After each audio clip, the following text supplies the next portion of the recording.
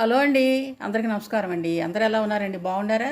నేనండి మా రాధాకృష్ణ యూట్యూబ్ ఛానల్లో ఈరోజు ఏం కూర వండుతున్నానంటే, ఏం కూర వండి మా ఫ్రెండ్స్ అందరికీ చూపిద్దాం అనుకుంటున్నానంటే, బంగాళదుంప మసాలా వేసి ఫ్రై చేస్తానండి. ఈరోజు శనివారం కదా, బంగాళదుంపని మసాలా వేసి ఫ్రై చేసి చింతపండు చారు కూడా పెడతాను కానివ్వండి. అవి మీకు చూపించటం నాకు కుదరదో కానీ ఈ బంగాళదుంప ఫ్రై మాత్రం నేను చూపిస్తాను, మీరు చూడండి. మరి నేను చేసే కూరని మీరు చూసేస్తారా? మరి రెడీగా ఉండారా? మరి చూసేస్తానికి నేనైతే చేయటానికి రెడీగా ఉండాను. మరి మీరు కూడా చూస్తానికి రెడీగా ఉండారా? మరి మా రాధాకృష్ణ యూట్యూబ్ ఛానల్లో ఈరోజు శనివారం కదండి, అందుకని నేను బంగాళదుంప మసాలా వేసి ఫ్రై చేస్తున్నానండి. మరి మీరు ఎంతమందికి ఆ కర్రీ ఇష్టం? ఎంతమందికి ఇష్టమైతే కామెంట్ రూపంలో నాకు తెలియపరచండి. మాకు ఇష్టం ఆంటీ గారు అని. అయితే ఈరోజు బంగాళదుంప మసాలా వేసి ఫ్రై చేస్తున్నానండి. మరి నేను చేయడానికి రెడీగా ఉన్నాను, వచ్చేసాను. మీరు కూడా రెడీగా ఉన్నారా చూసేయడానికి? వచ్చేయండి మరి ఫ్రెండ్స్, వచ్చేయండి. బంగాళదుంప ఫ్రై చేయడానికి ముందుగా స్టవ్ వెలిగించి బాండీ పెట్టుకుని నూనె వేసుకోవాలి. అందులో వేసుకున్నాను కదా ఫ్రెండ్స్, వింటున్నారా? వచ్చేసారా? మరి స్టవ్ దగ్గరికి వచ్చేసారు కదా, మా పిల్లలందరూ స్టవ్ దగ్గరికి వచ్చేసారు. నేను ఇప్పుడు పసుపు వేసుకున్నాను, బాండీలో నూనె వేసుకున్నాను కదా. నెక్స్ట్ వచ్చేసి పసుపు వేసుకున్నాను. ఇప్పుడు ఏం చేస్తానంటే, నేను ఆల్రెడీ ఉల్లిపాయ ముక్కలు చిన్న చిన్నగా కట్ చేసుకున్నాను. ఇదో కరివేపాకు కూడా వేసేసాను. మరి మా రాధాకృష్ణ యూట్యూబ్ ఛానల్లో ఈరోజు నేను బంగాళదుంపతో ఫ్రై చేసి మసాలా వేసి మీ అందరికి చూపిస్తున్నాను కదా. మరి మీలోకి ఎంతమందికి ఇష్టం ఈ కర్రీ? మరి ఇష్టమైన వాళ్ళంతా కూడా ఇంతవరకు అయితే మా స్కూల్లో చేతులు ఎత్తండి అనేవాళ్ళు. ఇప్పుడు చేతులు ఎత్తితే నాకు కనపడదు కదా. అందుకని మీరు ఏం చేస్తారంటే కామెంట్ రూపంలో తెలియపరచండి. చిన్నతనంలో చదువుకునేటప్పుడు మా మాస్టర్లు అనేవాళ్ళు ఏమనంటే, మీకు ఇది ఇష్టమైన అనుకోండి చేతులు ఎత్తండి అనేవాళ్ళు. మీరు మరి చేతులు ఎత్తటం నాకు కనపడదు కదా, అందుకని నా కామెంట్ రూపంలో తెలియపరచండి. చేశాను ఫ్రెండ్. ఇదిగో ఉల్లిపాయ ముక్కలు మొత్తం వేసిన తర్వాత మీకు నేను చూపిస్తాను. బంగాళదుంపలు ఉడికించుకుని పొట్టు తీసుకుని చిన్న చిన్న ముక్కలు కట్ చేసుకున్నాను. ఉల్లిపాయ ముక్కలు ఇందులో వేసాను కదా, ఇందులో ఒక చిచ్చుకుడు పసుపు వేసాను. పసుపు ఆల్రెడీ వేసాను. ఉప్పు వేస్తాను అండి. సాల్ట్ జల్లుకున్నాను ఇందులో. బంగాళదుంపల్ని పచ్చిదుంపల్ని గీరుకుని ముక్కలు కోసుకుని వండుకోవచ్చు, కానీ పెద్దగా రుచి అనిపించదు. మనం ఉడకబెట్టుకుని పొట్టు తీసుకుంటాం చూడండి, అది చాలా టేస్ట్గా ఉంటుందన్నమాట. మీరు కూడా అట్లాగే చేసుకోవటానికి ట్రై చేయండి. అది ఎక్కువ శ్రమతో కూడుకున్న వ్యవహారం అని వదిలేయొద్దు. అయితే ఇప్పుడు ఉల్లిపాయ ముక్కల్లో నేను కొంచెం ఉప్పు వేసాను, సాల్ట్ కొంచెం, అంటే ఉల్లిపాయ ముక్కలకి సరిపడా మాత్రం వేసాను. ఎందుకంటే ఉల్లిపాయలో నీరు ఉంటుంది కదా, ఆ నీరంతా కూడా బయటకు వచ్చి తొందరగా మగ్గుతాయి ఉల్లిపాయ ముక్కలు, అందుకేసాను అనమాట. అనుకుంటున్నాను. బంగాళదుంపల్ని పొట్టు తీసుకుని ఉడకబెట్టుకుని ఆంటీ గారు చెప్పిందే చెప్తుంది. ఈ ఆంటీ గారికి శాతస్థం ఎక్కువ అనుకోకుండా ఉడకబెట్టుకుని పొట్టు తీసుకుని వండుకోండి, అప్పుడు చాలా టేస్ట్గా ఉంటుంది అనమాట. మనం పని అయిపోద్ది కదా అని చెప్పేసి బంగాళదుంపల్ని చెక్కు తీసేసుకుని పచ్చిదుంపల్ని వండేసుకుంటే, ఇంతవరకు ఏంటంటే మా అమ్మళ్ళు మేము చిన్నపిల్లలప్పుడు బంగాళదుంపలు ఇచ్చి రాయి మీద ఇలా గీరమనేవాళ్ళు. రాయి మీద పెద్ద రాయి, బట్టలు ఉతికే బండ, చేపలు రుద్దుకునే బండ్లు పెద్దవి ఉండేవి. ఇప్పుడు వాషింగ్ మిషన్లు, కానీ అప్పుడు వాషింగ్ మిషన్ లేవు, ఇంటికి సాకళ్ళే వచ్చేవాళ్ళు.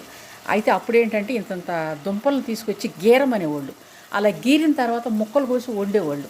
ఏంటంటే ఎక్కువ కుటుంబం ఉండటం వల్ల ఎక్కువ శ్రమాలు తీసుకోలేక, అంటే బంగాళదుంప అంటే ఇదివరకు ఏంటంటే చుట్టూ మనిషి ఇంటికి వస్తే బంగాళదుంప ఫ్రై చేసి పెట్టడం అంటే మాంసం కూరతో సమానం.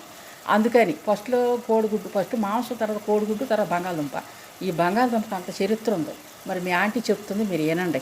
అందుకని మీరేం చేస్తారంటే బంగాళదుంపని బండకేసి గీరకుండా, అదేది పొట్టు తీసి దాంతో తీయకుండా ఉడకబెట్టుకుని వండితే చాలా టేస్ట్గా ఉంటాయి. చాదస్తం అనుకోండి, ఇంకోటి అనుకోండి, నేను చెప్పేది మాత్రం చెప్పి తీరుతాను. మీరు వినే పిల్లలు వినండి, విననోడు చాదస్తం అనుకోండి. వస్తానే కదా. మరి కారాలు పట్టించేసుకున్నారా ఫ్రెండ్స్? రండి, ఉల్లిపాయ ముక్కలు మగ్గినాయేమో చూద్దాం. ఉల్లిపాయ ముక్కలు మగ్గేసినాయండి. ఉల్లిపాయ ముక్కలు ఆల్రెడీ మగ్గినాయి కాబట్టి మనం ఏం చేద్దామంటే కారం వేద్దాం. ఇందులో కారం ఎందుకు వేస్తాను అంటున్నానంటే, బంగాళదుంపల్ని మనం ఉడకబెట్టేసుకుని చిన్న చిన్న ముక్కలు కోసేసుకున్నాం కదా. ఇప్పుడు ఇందులో ఏం చేయాలంటే కారం వేసి ఈ ఉల్లిపాయలు, కారం, మసాలా ఇవన్నీ కూడా చక్కగా ఉల్లిపాయ ముక్కలకు పట్టేసిన తర్వాత అప్పుడు బంగాళదుంప ముక్కలు వేసుకుని తిప్పుకోవటమే. బంగాళదుంప ముక్కలు ఇంకా ఆల్రెడీ ఉడికిపోయినాయి కదా, ఇంకా మనం అందులో వేసి ఓకే వాటిని మెదపాల్సిన అవసరం ఏముంటుంది? ఉండదు. అందుకని వీటిని మనం చక్కగా గ్రేవీలాగా రెడీ చేసుకున్న తర్వాత లాస్ట్కి ఇక దించేసుకుంటున్నాం అనగా ఆ ముక్కలు వేసుకుని తిప్పుకున్నాం అనుకోండి, అప్పుడు అన్నంలో వేసుకుని తిన్న బంగాళదుంప ముక్కగా ఇలాగా చక్కగా ఇదేమో గ్రేవీ కర్రీలాగా, అదేమో ఇంత ముక్కలాగా ఉండి మనకు అన్నం తినేటప్పుడు ముక్క నోట్లో పెట్టుకుంటే నంచుకుంటానికి బాగుంటుంది. ఈ గ్రేవీ అంతా మనం అన్నంలో కలుపు తినడానికి బాగుంటుంది. అందుకని నేనేం చేస్తానంటే కారం వేసాను కదా, ఇలా తిప్పుకుని ఇంక ఈ బాగా మగ్గిన తర్వాత బంగాళదుంప ముక్కలు మసాలా కూడా వేస్తాను. వేసి ఇవన్నీ కూడా చక్కగా మగ్గిన తర్వాత అప్పుడు బంగాళదుంప ముక్కలు వేస్తాను. ఎందుకంటున్నానంటే ఆ మాట, చక్కగా బంగాళదుంప ముక్క ఆల్రెడీ మనం ఉడకబెట్టేసి పొట్టు తీసి పక్కన పెట్టేసుకున్నాం. ఇంకా ఉడకాల్సిన అవసరం లేదు. కూరలో వేసేసి ఉడకాల్సిన అవసరం ఇంకేముంటుంది, ఉండదు. అందుకని ఇది గ్రేవీలాగా తయారవ్వాలి. ఇది గ్రేవీలాగా తయారైతే మనం అన్నంలో వేసుకుని తిన్నప్పుడు అది ముక్కగా ఇది గ్రేవీలాగా అన్నంలో కలుపు తినడానికి చాలా రుచిగా ఉంటుంది. మరి నేను చెప్పేదంతా సొద అనుకోకుండా చక్కగా వినేసి చేసుకోండి పిల్లకాయలు. మాట చెప్పాలి మీకు, ఇంకో మాట చెప్పాలండి మీకు. బంగాళదుంపల కర్రీలోనండి నూనె కొంచెం ఎక్కువ పట్టుద్ది. ఎందుకంటే బంగాళదుంప ముక్కలు చక్కగా ముక్కగా ఏగి మనకి రుచిగా నోటికి తగలాలి అంటే మంచి అదే నూనె ఆయిల్ ఇంకొంచెం మరి కాస్త వేసుకోవాలి. వేరే కర్రీస్లో తగ్గించి చేసుకున్నా పర్వాలేదు, కానీ ఈ బంగాళదుంపల కర్రీలో మాత్రం కొంచెం ఎగస్ట్రా వేసుకుంటే బంగాళదుంప ముక్క చక్కగా మనకి మగ్గి మన నోటికి చాలా రుచిగా ఇస్తుంది అనమాట. కొంతమంది అండి బంగాళదుంపలు ఉడికేటప్పుడే ఉప్పు వేసేస్తారు, ఉప్పు కారాలు కూడా జల్లేస్తారు. ఎందుకంటే పొట్టు తీయకోకుండానే. అట్లా చేస్తే మరీ పొట్టు తీయకుండా చేస్తే బాగోదులేండి. అయితే ఇది మనకి ఉల్లిపాయ ముక్కలు మగ్గేటప్పుడు స్టవ్ని చాలా సిమ్లో పెట్టుకోండి. ఎందుకంటే మాడిపోద్ది కదా, మనం ఎగదెగ పెట్టేసి వండేసైతే ఉల్లిపాయ ముక్కలు మాడిపోతాయి. అవి నల్ల బొగ్గులు అయితే తింటే ఇంకేం రుచి ఉంటుంది, నా మొహం ఉంటుంది, ఉండదు. మీరేం చేస్తారంటే చక్కగా సిమ్లో పెట్టుకుని వేయించుకోండి. ఉల్లిపాయ ముక్కలు చక్కగా మగ్గిపోయినాయండి. నేను ఇంకో బంగాళదుంప ముక్కలు వేసేస్తున్నాను. ఇవన్నీ వేసాను కదా, తిప్పేటప్పుడు మీకు నేను మళ్ళీ చూపిస్తాను. ఉల్లిపాయ ముక్కలు ఆల్రెడీ ఉప్పు కారం మసాలా వేసి నేను బాగా కలిపేసుకున్నాను కదా, అది గుజ్జుగా గ్రేవీ అయిపోయింది. గుజ్జు అంటే గుజ్జు కర్రీ కదండి, గ్రేవీ అయిపోయింది. ఇప్పుడు బంగాళదుంప ముక్కలు నేను తిప్పుతాను. చూడండి, ఇదంతా చక్కగా కలిపేసుకుంటే మనకి చాలా రుచిగా టేస్ట్గా ఉంటాయండి. బంగాళదుంప కర్రీ చాలా చింతపండు చారు పెట్టుకోకపోయినా మనకి ఈ గుజ్జు వేసుకుని కలుపుకుని ఈ ముక్క నంచుకుని తింటే చాలా రుచిగా ఉంటుంది అన్నమాట. ఈ అర్థమైందా మీకు? ఈ గుజ్జు ఏమో వేసుకుని కలుపుకోండి అన్నంలో, ఇది ముక్కేమో నంచుకోండి. ఇదిగోండి చూసారా, నేను చక్కగా కలిపేసుకున్నాను. ఇప్పుడు ఏం చేస్తానంటే ఒక 2 నిమిషాలు మూత పెడతాను. ఆల్రెడీ నేను చక్కగా బంగాళదుంపలు ఉడకబెట్టేసుకుని పొట్టు తీసేసుకున్నాను కదా. ఇంక వీటిని ఏం చేస్తానంటే ఇదిగోండి ఈ మాత్రం సైజు ముక్క కోసుకున్నాను. ఈ మాత్రం ఎందుకంటే మనకి తినడానికి నోటికి రుచిగా చక్కగా చేతికి అమరాలి కదా.